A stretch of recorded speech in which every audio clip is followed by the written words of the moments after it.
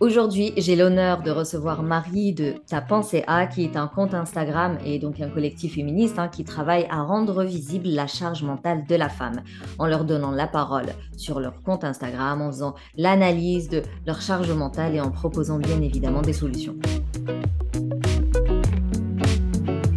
Coucou, bienvenue au Café des Burnies, le podcast qui prend soin des nanas en burn-out. Je m'appelle Sarah et je suis dealeuse de peps pour nanas épuisées. Grâce à mon expertise d'infirmière, de naturopathe, de coach en résilience et ma passion pour la trichothérapie. Ma mission est de t'aider à déculpabiliser, à sortir de ton isolement pour retrouver confiance en toi et reprendre goût à la vie. Alors chaque semaine, que ce soit avec une nana inspirante ou en solo, on parlera dévalorisation, échec, harcèlement, mal-être, mais aussi résilience, épanouissement, espoir, reconversion et bien sûr trichothérapie. Si tu as un doute sur ton état de fatigue, ton état d'épuisement, si tu te poses la question est-ce que je suis en burn-out ou est-ce que je suis juste en fatigue passagère, je te recommande le test CBI, 19 questions qui prennent en compte tes relations avec les autres, ton état de fatigue, mais aussi ton état émotionnel. Et puis en fonction de ta réponse, je t'enverrai par mail des actions adaptées à mettre en place le plus rapidement possible. Maintenant, détends les épaules, cohérence cardiaque et profite pleinement de cet épisode. Coucou Marie, comment ça va? Mais ça va très bien et toi? Ça va très très bien, merci beaucoup d'avoir accepté mon invitation et d'être parmi nous aujourd'hui pour parler de la charge mentale.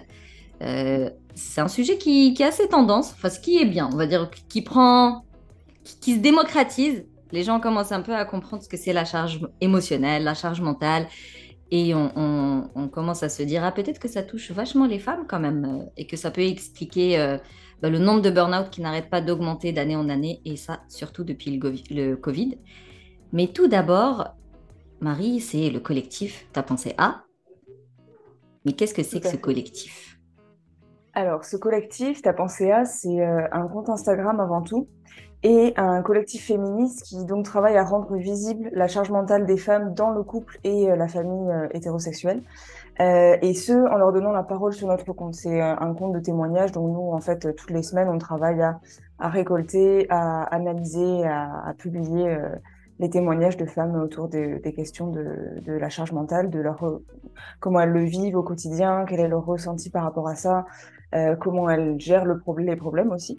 Mhm. Et voilà, et donc ce compte, il est géré collectivement. Du coup, on est deux sur derrière ça, moi et Nina, ma collègue.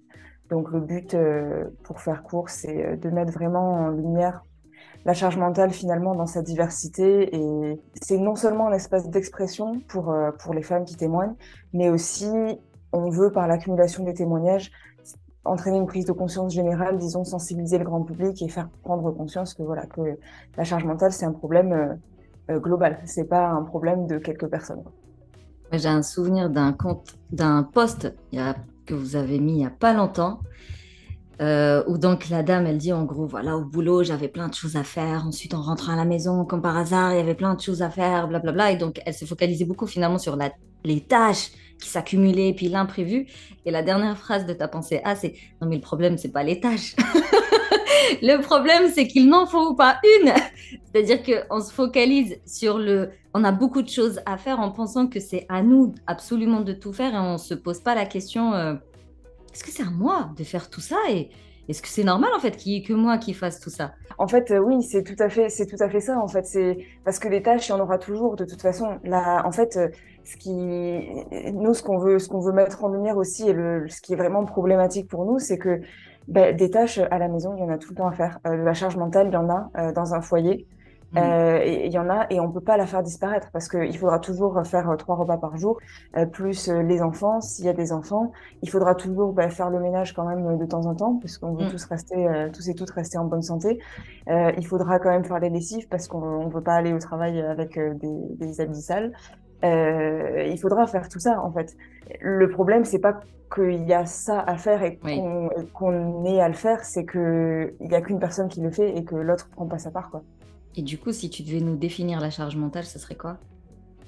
Alors, la définition de la charge mentale, finalement, c'est l'ensemble des pensées.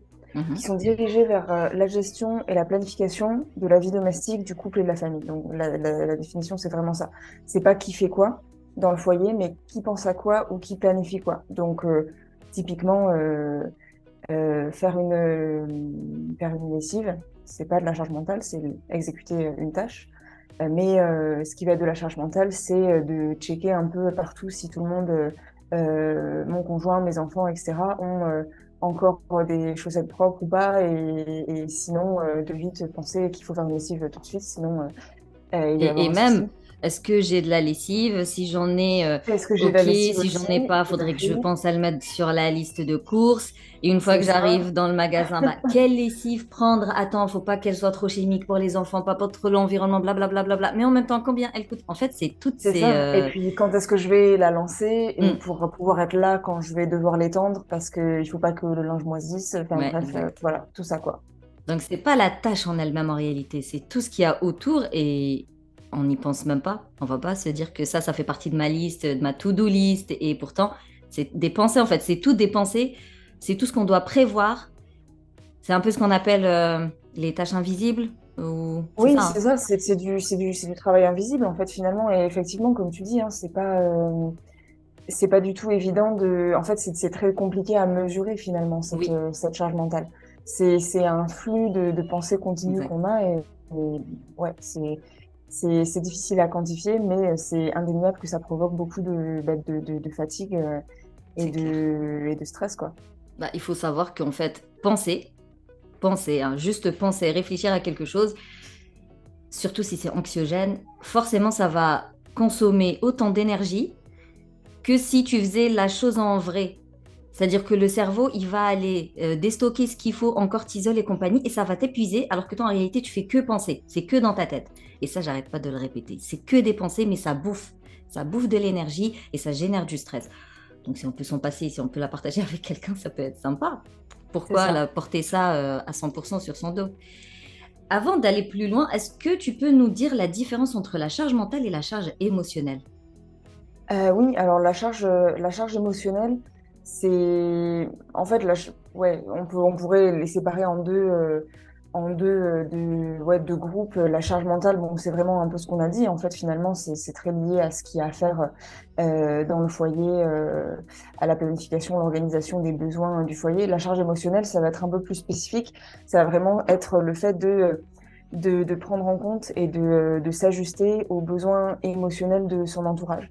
Donc, par exemple, avoir des petites attentions pour sa famille, pour que ce soit le conjoint ou pas d'ailleurs, hein, pour ses proches, les écouter, faire preuve d'empathie, se dire, ah, je suis en train de faire les courses, tiens, ce truc-là, il aime bien, donc je vais. Bon, c'est tous C'est tous ces petits ça a trucs. plus lié Ouais. avec le bien-être, on va dire, émotionnel de l'entourage, quoi. Et du coup, quand on revient à la période Covid, au final, on se dit c'est normal qu'il y ait eu plus de burn-out chez la dame, étant donné que le Covid avait mis une sorte de... Je pense que ça avait mis une pression supplémentaire pour la femme, je sais pas ce que tu en penses, en ce qui concerne toutes les précautions à mettre en place pour éviter Ouais. déjà d'attraper le virus. Et une fois que tu étais contact, positif, blablabla, bah, tout ce qu'il fallait mettre en place à ce moment-là. Tout à fait. Et puis même pendant le confinement, il y a eu un rapport d'ailleurs qui est sorti enfin, l'an dernier, il me semble, là-dessus, du Haut Conseil à l'égalité. Même en termes de charge mentale, le cas du télétravail, disons, Hmm.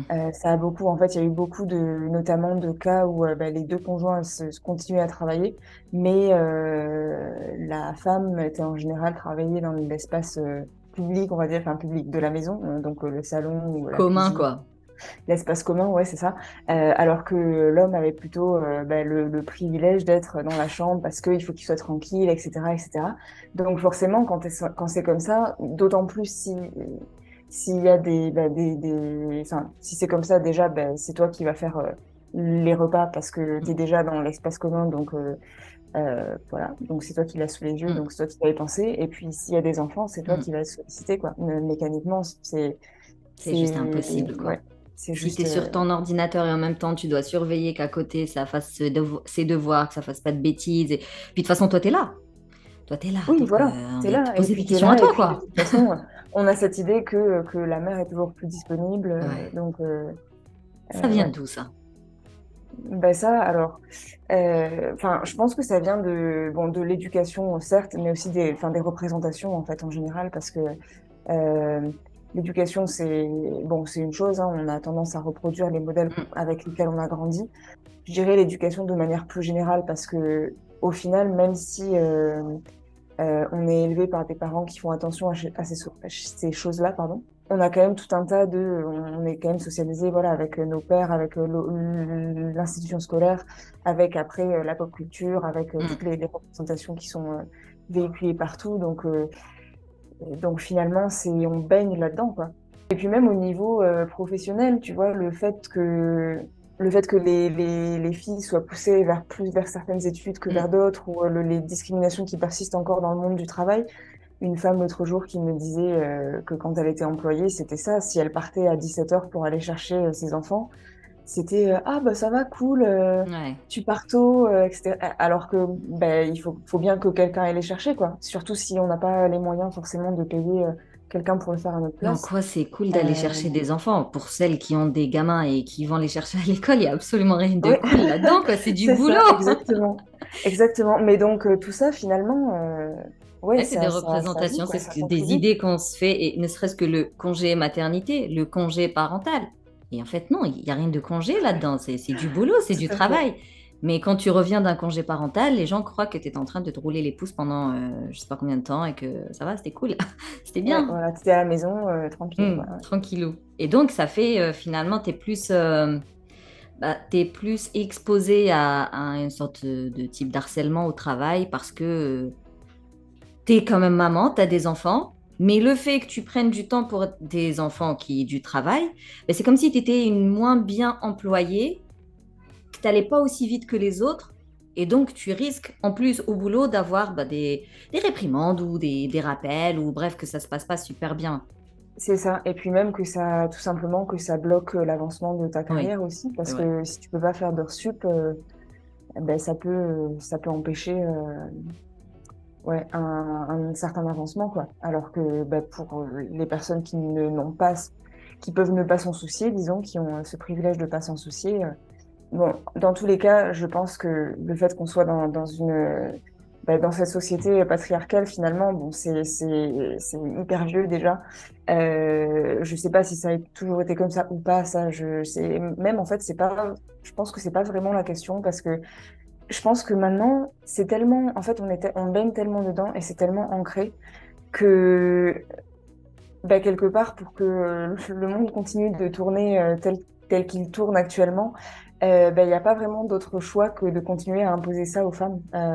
Et donc, en fait, si on change les choses, bah, les hommes vont perdre énormément de privilèges. Le privilège de ne pas avoir à se soucier de tout ça, et puis tout un tas d'autres privilèges qu'on connaît, hein, professionnels, de sécurité, etc., etc. Donc, je pense que maintenant, oui, il y a vraiment et il y a toujours eu d'ailleurs, mais il y a vraiment une espèce de frein à ce qu'on en parle, à ce qu'on essaie de trouver des solutions pour résoudre le problème. Il y a une réticence, quoi, parce que on voit bien que si on change ces choses-là, bah, oui, les hommes vont perdre des privilèges, Ils vont indéniablement. devoir carburer plus, ils vont devoir mettre la main à la pâte et ils en ont pas envie tout simplement. Alors donc, Oui, ils oui. deviennent des as de la manipulation. Et des fois, tu sais, je me dis, franchement, est-ce qu'ils font quelque chose? Moi, j'ai l'impression que c'est tellement perpétué par la télé, les magazines, l'éducation et tout ça que nous-mêmes, en fait, on se tire un peu une balle dans le pied, où on commence à prendre les choses en main. Et des fois, je me demande, est-ce qu'ils font des efforts pour qu'on reste dedans, ou est-ce que nous, on est dedans et on a du mal à en sortir? Je sais pas, après, j'imagine que ça dépend des foyers, mais... Ben, ouais, ça, franchement, je pense que ça dépend vraiment des foyers, mais je pense que, en fait, j'ai un peu du mal avec cette idée si tu veux, dire, ah oui, on accepte la difficulté, bah, surtout avec le travail domestique, Hmm. c'est qu'il faut bien le faire de toute façon. Surtout quand on a des enfants, je pense que c'est encore plus difficile de s'extraire de ça. ouais, c'est pas comme le travail professionnel finalement. On pourrait dire, tu vois, bon, si dans un boulot qui te plaît pas, etc., bon, on change. Ok, oui, alors il faut le réfléchir à des problèmes éventuellement financiers, etc. Est-ce qu'on peut se permettre et tout Mm. ça? Mais c'est possible puisque finalement c'est un boulot. Donc ça peut en tout cas Se être modifier, s'aménager, voilà, il voilà. y a des solutions en tout cas qui peuvent éventuellement être trouvées. Au niveau du travail domestique, ouais, c'est un peu un incontournable, quoi. Mm. S'il y a une tâche que j'ai pas faite au travail, par exemple, bon, au pire, je la fais demain. Oui, il y a des retards, oui, oui, je serai peut-être réprimandée, mais ça va pas changer la face du monde et va rien se passer. Mm. Mais au niveau des tâches domestiques, par exemple, si surtout si j'ai des enfants, si personne n'a pensé à racheter du lait et qu'il y en a pas et qu'il est déjà, je sais pas, 21 heures que tout est fermé, eh ben, on est quand même sur un autre niveau de soucis, quoi. Donc, L'impact n'est pas le même, l'enjeu n'est pas le même. Et puis, il y c'est a tout ça. l'affect, quoi. Je veux dire, ton dossier, tu peux prendre du recul. Mais chez toi, toi-même, tes enfants, non, tu vois, émotionnellement, c'est pas le même rapport. Oui, bah Donc, oui, oui, tout à fait. tu lâches beaucoup moins l'affaire que si c'était un dossier ou même un patient au travail. Ce qui est Et un puis on est des... dans une situation parfois enfin, de dépendance même parce que ce travail qu'on fait dans le foyer, ce travail domestique, c'est un travail qui n'est pas rémunéré. Mm. Et donc ce qu'on fait, et par exemple qu'on consacre ce temps qu'on consacre au foyer, aux tâches domestiques, qu'on ne consacre pas à notre vie professionnelle, ben, c'est un manque à gagner. Et ne serait-ce que pour le bien-être. Je veux dire, déjà, oui, tu pourrais peut-être exploser dans ton milieu professionnel si tu as des objectifs bien précis et que la maison est un frein, ça t'empêche. Hein, je dis pas que genre c'est rédhibitoire, mais ça peut, c'est un frein quoi qu'il arrive. Mais même pour ton bien-être, c'est-à-dire qu'à force d'être 100% dans les tâches et servir entre guillemets tout le monde, ben on s'oublie et on n'a même plus 5 minutes. Moi, c'est ce que je vois avec les filles que j'accompagne. Mais c'est trop compliqué de placer 15 minutes par jour, ne serait-ce que pour respirer. Parce que tu Ouais. comprends, je dois faire ça, je dois faire ça, je dois... Oui, mais non. Il y a quelqu'un d'autre qui peut faire ça. J'arrête pas de dire laver la vaisselle, faire les courses. T'as pas besoin d'un bac plus 20, t'as pas besoin d'avoir fait l'ENA. Enfin, t'as des pieds, des mains, une tête, une matière grise. Donc, tout le monde peut faire ça. C'est pas une obligation.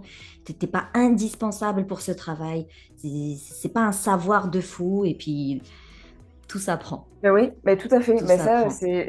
c'est important justement, je pense, de le souligner et puis de le souligner auprès des hommes surtout. Hmm. Il y a en fait, je sais pas si tu connais le texte politique du travail domestique, The Politics of Housework de Pat Menardi. Elle liste en fait toutes les bonnes excuses entre guillemets Oui, oui, des oui. hommes C'est bon, je vois. Je sais pour pas pas faire faire, j'y arrive pas. voilà, je sais pas faire, non, mais t'es plus doué que moi pour Oui. ci, pour ça. En fait, effectivement, enfin, de fait, oui, moi, je suis plus douée que mon mari pour faire certains trucs, mais parce Hmm. que j'ai été socialisée comme ça, parce que mes parents m'ont appris ça, m'ont dit que c'était important de savoir le faire.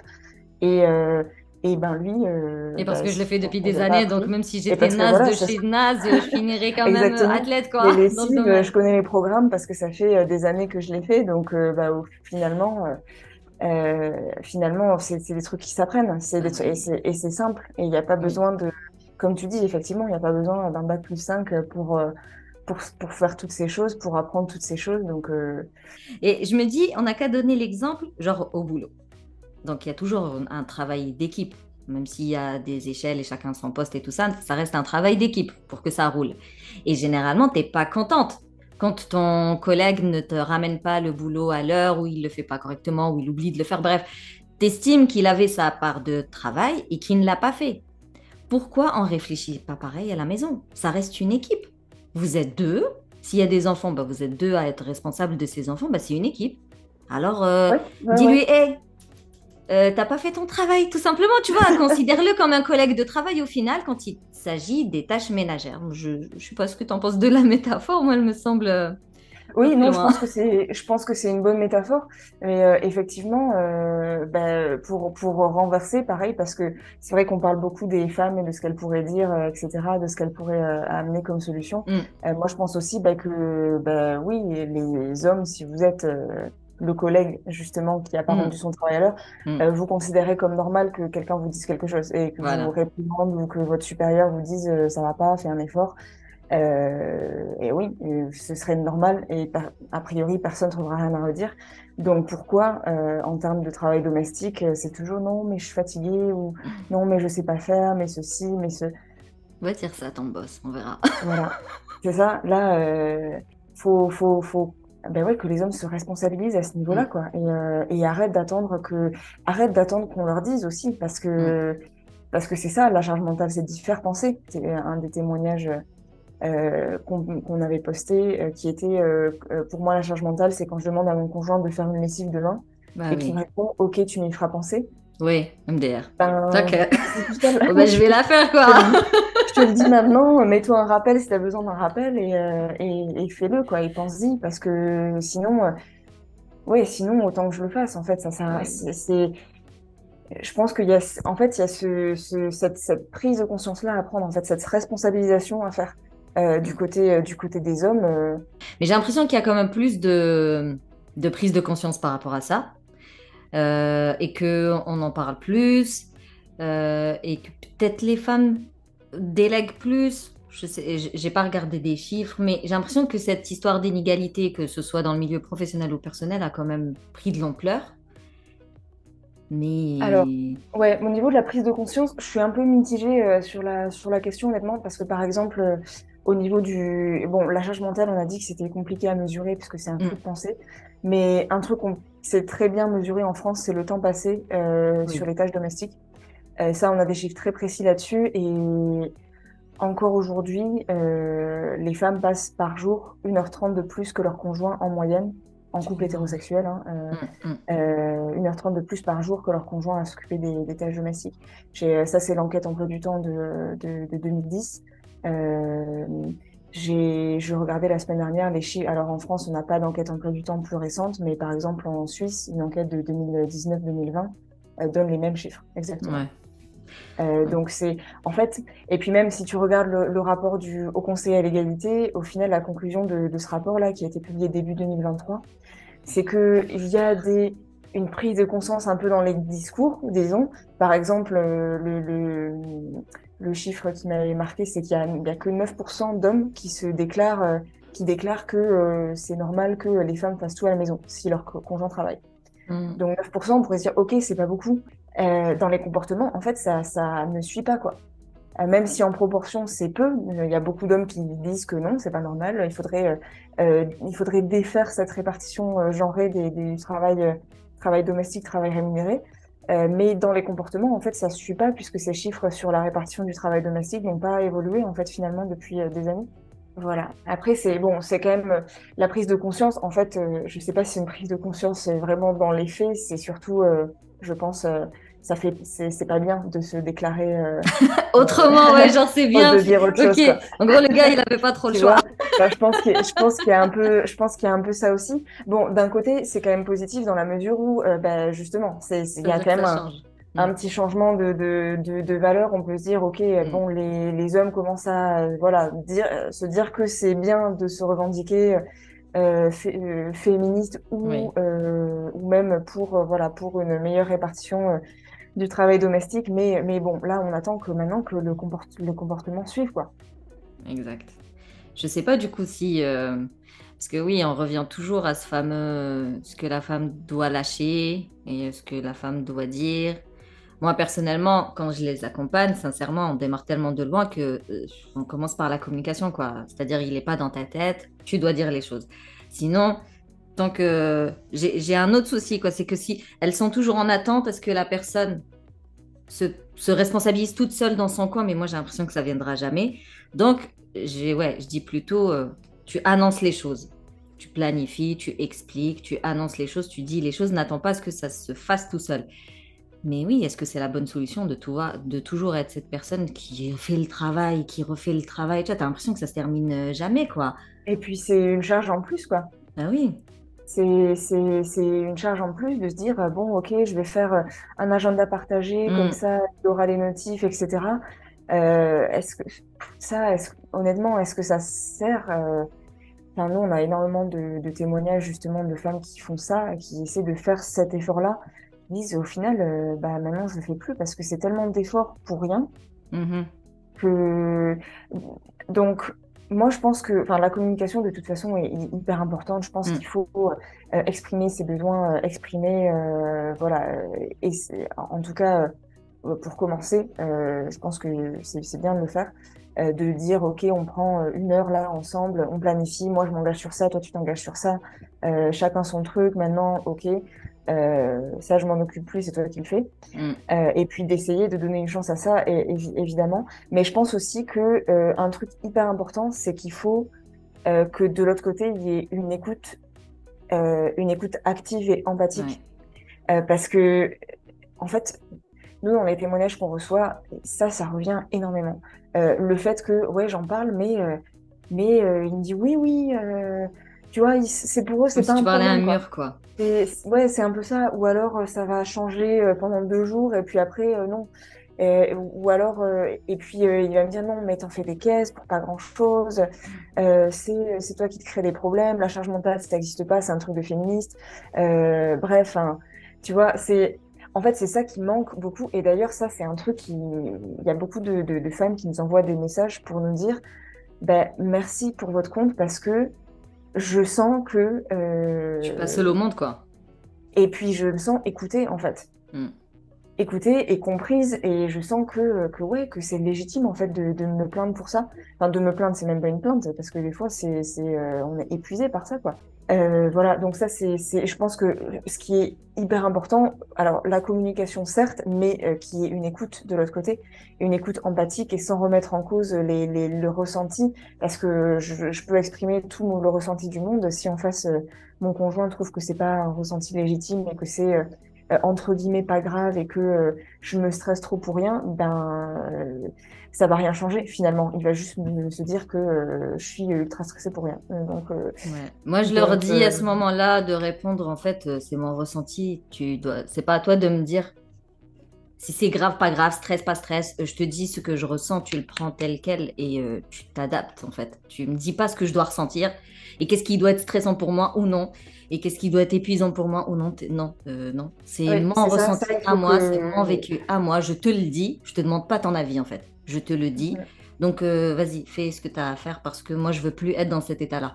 Parce que non, non, la charge mentale, c'est tout sauf un truc de bonne femme. Moi, celle que je récupère en burn-out, c'est surtout et beaucoup d'absence de soutien à la maison. C'est-à-dire que même si le burn-out, il démarre dans le milieu professionnel, parce que harcèlement, parce que mise au placard, parce que surcharge, tu vois, enfin bref, les causes, il y en a plein, il n'empêche que quand elles arrivent à la maison, elles doivent se taper la deuxième journée et ça ne peut que aggraver finalement le stress, la fatigue. Et non, le stress et la fatigue, ça a un impact sur l'état de santé mentale et physique. C'est pas anodin, ça à prendre au sérieux. Et donc, dans la communication, on n'y va pas en mode ah, s'il te plaît, est-ce que tu veux bien parce que je vais pas bien. Non, non, je te dis comment elles sont les choses et tu les acceptes. En fait, je te demande pas ton avis, mais par contre, je te demande de mettre la main à la pâte. Et ça, c'est beaucoup d'estime de soi. C'est beaucoup d'assurance. Et c'est ce qu'on bosse généralement, c'est de se sentir légitime, comme tu dis, de se sentir légitime, de dire que ça ne va pas. Et c'est mon ressenti. Et j'ai le droit de me sentir comme ça. Et c'est normal. Je suis pas folle. Tout ça, c'est un travail de soi, en fait. J'allais dire, faut prendre ses cojones, mais non. Mais il faut se blinder. Faut se blinder. C'est un travail qui se fait en interne pour se sentir assez capable d'affronter, finalement. Pour moi, je vois ça comme de la confrontation. je pense qu'il y a des personnes qui vont un peu trop, si tu veux, un peu pas trop loin là-dedans, mais qui vont, disons, qui se focalisent uniquement là-dessus, en se disant c'est un problème de confiance en soi, c'est un problème ouais, de mauvaise communication, etc. Mais la communication, ça marche aussi dans les deux sens. Donc je pense que évidemment, c'est bien de travailler sur la communication non violente, et bien évidemment, c'est bien de travailler sur tout ça. Mais de l'autre côté, il faut aussi que, voilà, que les conjoints, que les pères travaillent leur écoute empathique Ouais. et active. C'est que C'est trop si tu long, veux, mais non mais j'ai compris hein, ce que tu veux dire, c'est que c'est pas que notre boulot à nous, pas du tout. Ça, c'est clair qu'il y a deux personnes qui sont impliquées, il y a deux genres qui sont impliqués, donc les deux doivent prendre leurs responsabilités, mais c'est pas la même responsabilité. Il y en a un, il doit juste se sortir les doigts des fesses, et la deuxième, c'est de comprendre que c'est pas sa responsabilité à 100% de devoir s'occuper de tout le temps. Donc, bien évidemment que c'est un travail de deux personnes. Là où ça va bloquer, c'est que toi, tu n'as pas l'impact sur l'autre. Enfin, je veux dire, tu peux pas venir modifier l'autre. Tu vois ce que je veux dire? oui, oui, oui, tout à Tu peux fait. pas venir Tout à fait. obliger l'écoute active.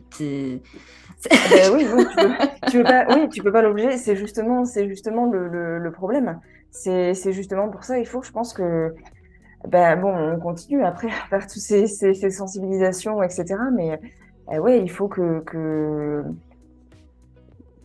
les hommes, alors je sais pas, faut que dans nos représentations aussi, C'est ça.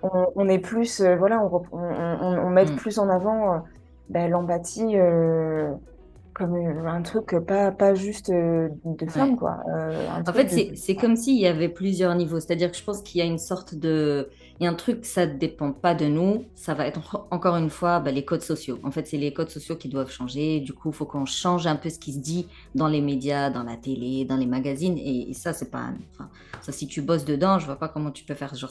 Maintenant, l'homme, il se dit, attends, si je pense autrement, c'est pas normal, c'est mal vu. Donc, je vais donner la bonne réponse. Hmm. Ça, c'est un signe que finalement, tous les débats qu'il y a et toutes les manifs et voilà, toute cette sensibilisation n'empêche de ta pensée, ah, vous avez quand même une grande communauté. Tout ce travail fait qu'il y a les mentalités qui changent. C'est juste qu'elles changent vitesse d'escargot, quoi. Ça change tout petit, mais ça change. Donc ça, c'est la partie où nous, on n'a pas d'impact. C'est plutôt des groupes, j'ai l'impression. C'est un travail collectif et c'est un groupe via tous les médias, via tous les écrans qui vont changer cette mentalité, qui va peut-être rentrer dans la tête des hommes et surtout la nouvelle génération qui dit que en fait, oui, je dois être plus empathique, plus bienveillant et à l'écoute et comprendre que c'est aussi mon travail. Là, c'est le parent qui va rentrer en compte. Par exemple, moi, j'ai des enfants, une fille et un garçon, ben, c'est mon travail que de les éduquer tout pareil, de tout leur proposer en même temps et d'éviter comme ça de genrer dès maintenant et de mettre mon fils ici, ma fille là, et d'assister mon fils et pas ma fille. Tu vois, c'est mon rôle, enfin c'est notre rôle à nous deux, de donner cette nouvelle éducation pour insérer cette mentalité d'écoute active et tout ça et tout ça. Mais en attendant que Ouais, ça en se mette attendant, en route, je suis assez d'accord, hein, finalement. Au niveau individuel, une fois que l'étape communication et disons bah, l'appel à la bonne volonté de l'autre, du conjoint est passé, si ça fonctionne pas, si ça fonctionne très bien, si ça fonctionne pas, euh, bah, ouais, c'est compliqué. Ça peut être la confrontation, comme tu dis, euh, ça peut être aussi tout simplement le traiter comme un collègue, hein, finalement. Il y a aussi tout cet effort de faire prendre conscience à l'autre. Effectivement, si l'autre ne veut pas prendre conscience, bon, bah, il veut pas, quoi. tu tapes dans un mur. Il y a des femmes qui quittent leur conjoint pour ça. Mm. On a pas mal de témoignages comme ça aussi. Et Ouais. franchement, c'est une solution à prendre en compte. Hein. Je sais pas, peut-être que ça peut paraître fataliste ou je sais pas quoi, mais des fois, c'est une réalité. Je veux dire, est-ce que Oui, là, ça et vaut puis la des peine de fois, rester dans c'est... un couple où tu es malheureuse, où tu t'occupes de tout et tu détestes ta vie? Ben non, oui, peut-être que quitter le couple peut être la solution. Tout dépend. En fait, c'est des niveaux.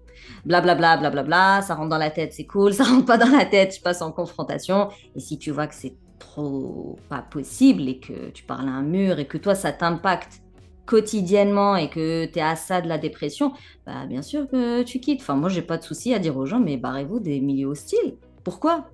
Ouais, tout à fait. Bah, voilà.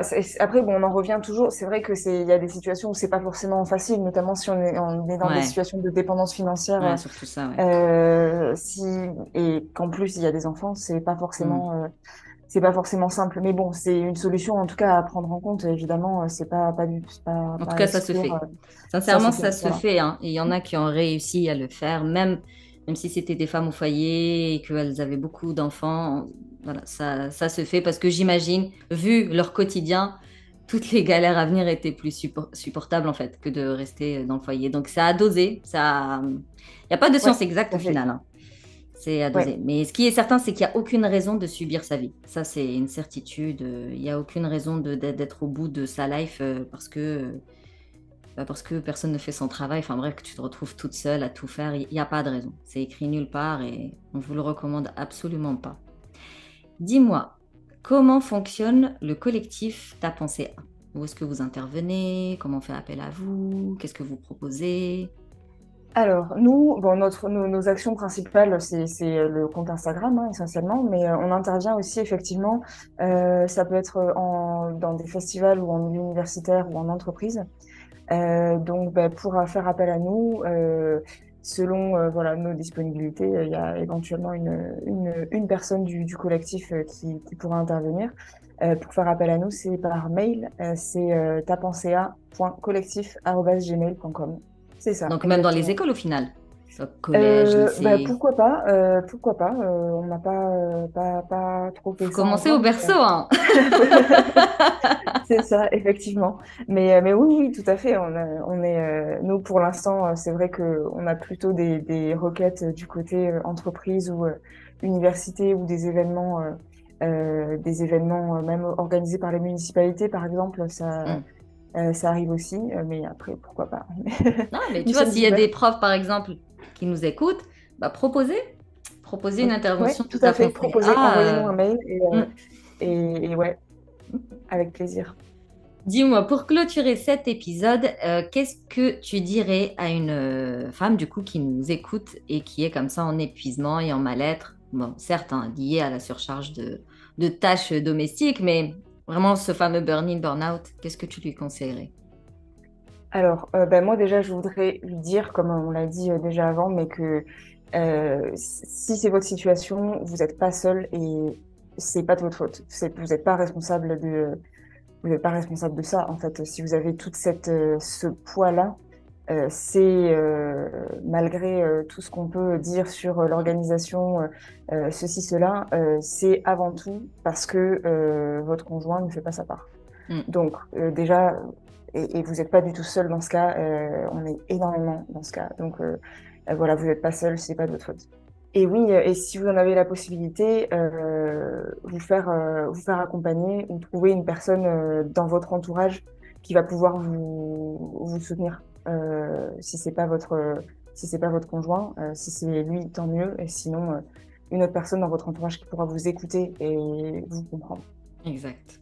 En tout cas, merci beaucoup pour tout ce que tu Ben, nous merci as à toi. apporté. Avec grand plaisir. Et puis, n'hésitez pas, à penser à le compte Instagram qui publie quand même pas mal de témoignages. Ça permet de se sentir moins seul. Et puis, l'analyse, elle est toujours à prendre. Donc, je vous recommande. Je mettrai bien évidemment le lien sur le descriptif. Voilà, encore un épisode politique, mais mesdames, le burn-out est politique et plus vite vous en prenez conscience et plus vite vous ferez la paix avec ce mot et plus vite vous serez actrice de vos vies. Parce que comme on l'a dit dans le podcast, on peut attendre que les hommes prennent leurs responsabilités, mais en attendant, il faut bien qu'on se préserve, qu'on se protège et qu'on prenne notre vie en main. Et pour ça, il n'y a pas de secret. Il faut se blinder, gonfler ses poumons, bien ouvrir son thorax et Allah, comme on dit chez nous. En tout cas, merci plus pour ton écoute. Si tu veux soutenir le Café des Burnies, tu peux me laisser un avis. Tu peux me mettre 5 étoiles sur la plateforme d'Apple Podcast. Tu peux partager ce podcast partout autour de toi. Ça servira toujours une personne et ça permettra aussi de le faire vivre. Si tu veux échanger sur cet épisode, je te donne rendez-vous en message privé sur Instagram ou alors sur mon canal Telegram privé pour éviter les réseaux sociaux. Sinon, on se capte la semaine prochaine pour un nouvel épisode et d'ici là, booste ton feeling good.